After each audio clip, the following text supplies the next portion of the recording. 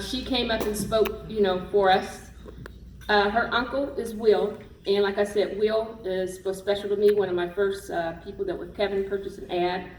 And it's just so funny that I have always, whenever I think of Kevin and Will, I always see Kevin in Lowe's. And I said, that's so funny. Then a couple of days later, Candice texted me and said, hey, do you mind if I, if you're doing your event, can I come and speak, for you? And once again, this is all back down memory lane, and thinking about Will and how much he wanted me to meet Candice. And Candice just did a fantastic job. And then it was just weird that she just reached out to me. I said, I want nothing but Will tapping on her. But okay, so this is our last speaker for the day. And then me and Corey will say, thank you, and let's get the party started. But come on, please.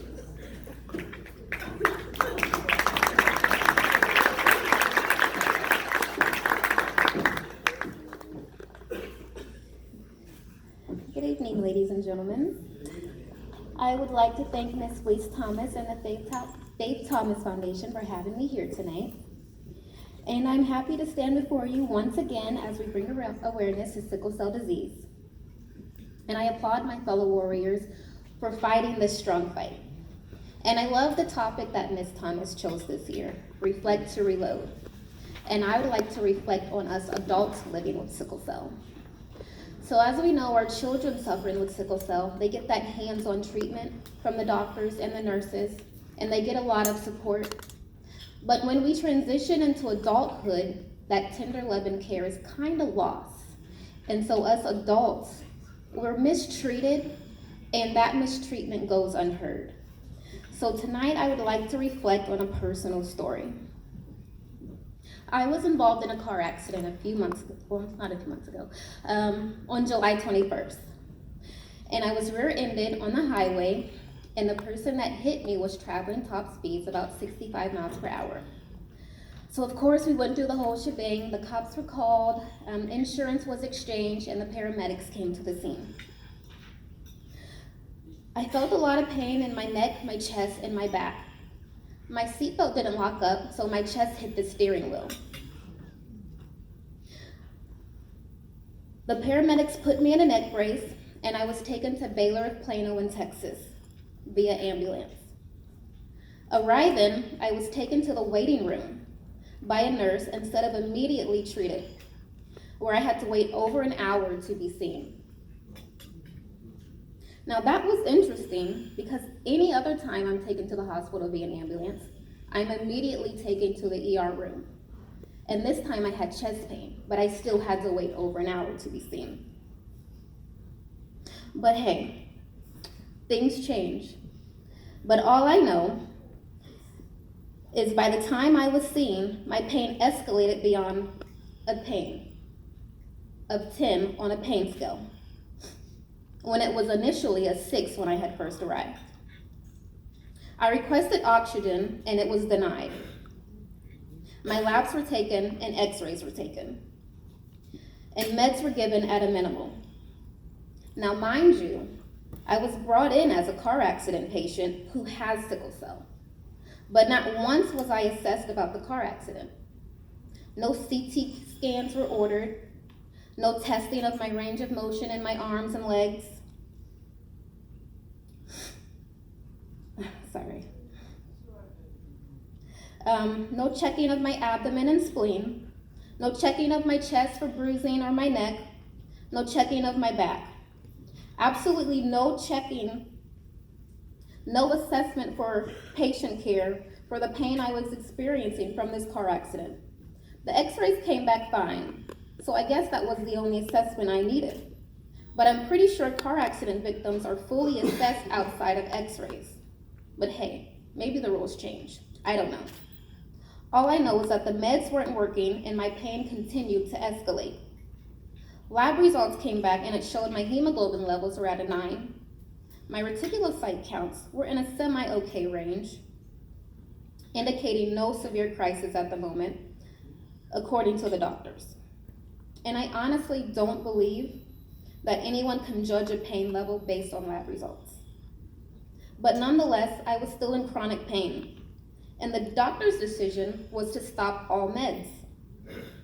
My cousin that was with me inquired about getting me more meds, and she was told no by the ER doctor, that I couldn't have any more meds, and that I was nothing but a drug seeker because my levels didn't indicate a sickle cell crisis. A drug seeker. So even though I was in pain from a car accident,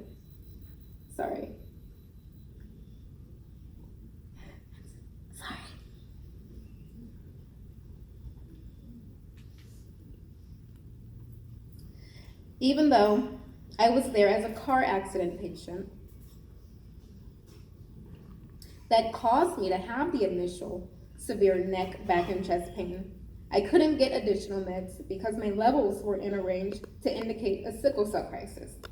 But I wasn't brought to the hospital for a crisis. I was initially brought in as a car accident patient who has sickle cell, yet I was victimized only as a sickle cell patient and was treated unfairly, as most adult sickle cell patients are. My cousin continued to request for meds, was escalated until the doctor raising her voice at everyone. My mother called the hospital and requested for the head nurse of the hospital to help resolve the situation. The head nurse shows up, and the doctor still proceeds to yell at everyone. She's acting unprofessional and tells everyone to leave my room. My cousin told the nurse that she's related to me, and the doctor told her either you get out the room or I'll discharge Candice right now. Discharge me? My pain is still a 10 out of a 10, but okay. I tell my cousin that she can leave and I'll be fine. The head nurse and the doctor remain. The doctor proceeds to raise her voice and yell at me in a demeaning manner. She tells me to stop crying, to grow up and act like an adult, that I'm being ridiculous. She tells me that she's dealt with plenty of sickle cell patients and they never cry. Tells me that I can't get any more meds because I'm just seeking drugs and she's not going to admit me. I politely tell her, as I'm still crying in pain, that she's being very unprofessional and that I don't know what sickle cell patients she's dealt with that don't cry when they go through a crisis. I told her that she didn't even assess me for my car accident and that she's putting me under more stress. The doctor eventually leaves. I never get any more meds. I waited, suffering, in excruciating pain for over 5 hours, totaling over 10 hours that I spent in the ER room before I was finally allowed to be admitted. I was only admitted for 1 full day and then discharged on the doctor's orders. And within 48 hours, I was in a full-blown sickle cell crisis.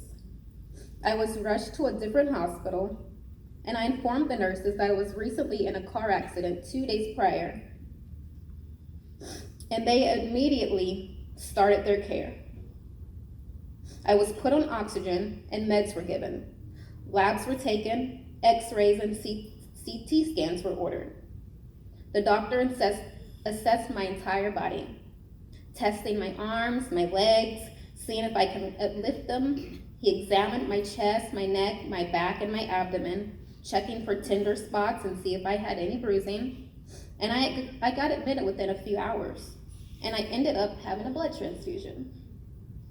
And I stayed in the hospital for the course of 4 days. That was my story. Now I want to examine this. I was categorized and stereotyped as a drug seeker by the first doctor because of having sickle cell.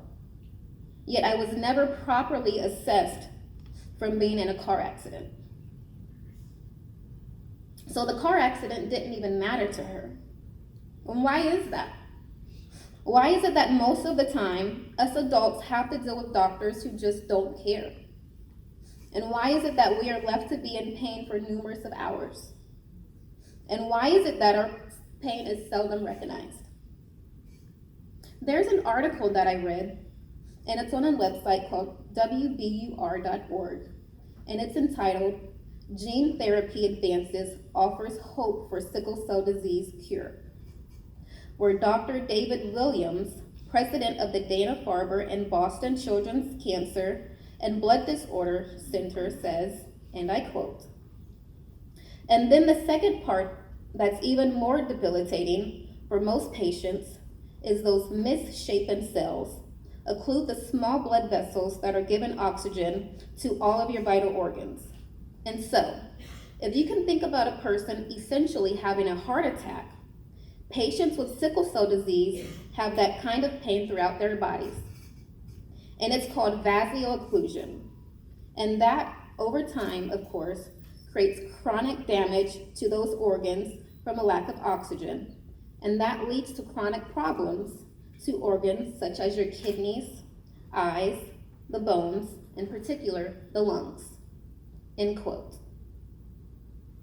Now, Dr. David Williams compares a sickle cell crisis to a heart attack, but on an elevated scale. Now, if a heart attack victim with severe pain can get seen right away and treated with the uttermost importance, then why can an adult sickle cell patient be treated in the same way, who experiences the same type of pain? Our blockage may not be in the heart, but it's a blockage nonetheless, which can still lead to chronic damage to vital organs. And it hurts me when I come across my fellow warriors wanting to give up,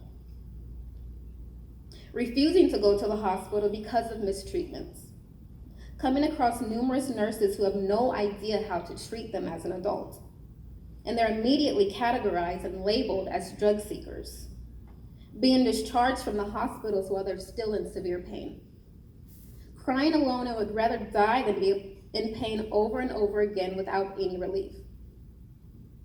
So tonight I want to reload and focus on the doctors. And I challenge you to actually examine yourselves when it comes to us adult sickle cell patients. Examine your nurses and examine your protocol or lack thereof when it comes to us. And really ask yourselves, do us adults really matter? And why are sickle cell patients stereotyped and labeled as drug seekers?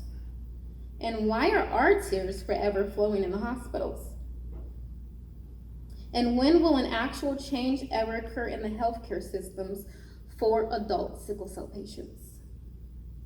I believe that we need a better patient care for sickle cell survivors, especially us adults. And I thank you tonight for listening to my story. And I pray that you have a great evening.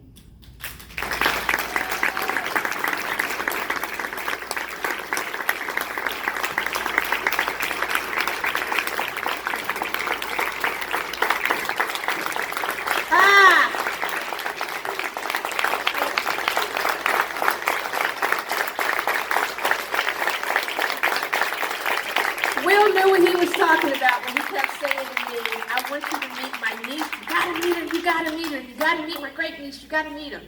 And I'm so glad that when he pushed and that God gave us to allow him to come for me to meet Candice and her mom, which they were here, and that she came and spoke for us. Then, like I said, Will died probably about within a year later after that. And it's just, I feel so blessed that she reached out to me and said, hey, I want to come. I want to speak. So she came all the way from Dallas, Texas, just to be here tonight. So let's give her a hand of applause.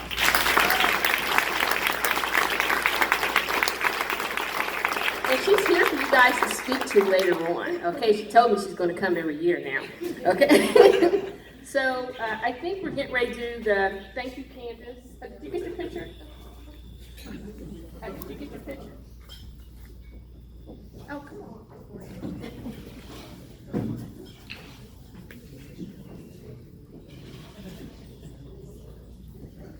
She did a fantastic job. One more time.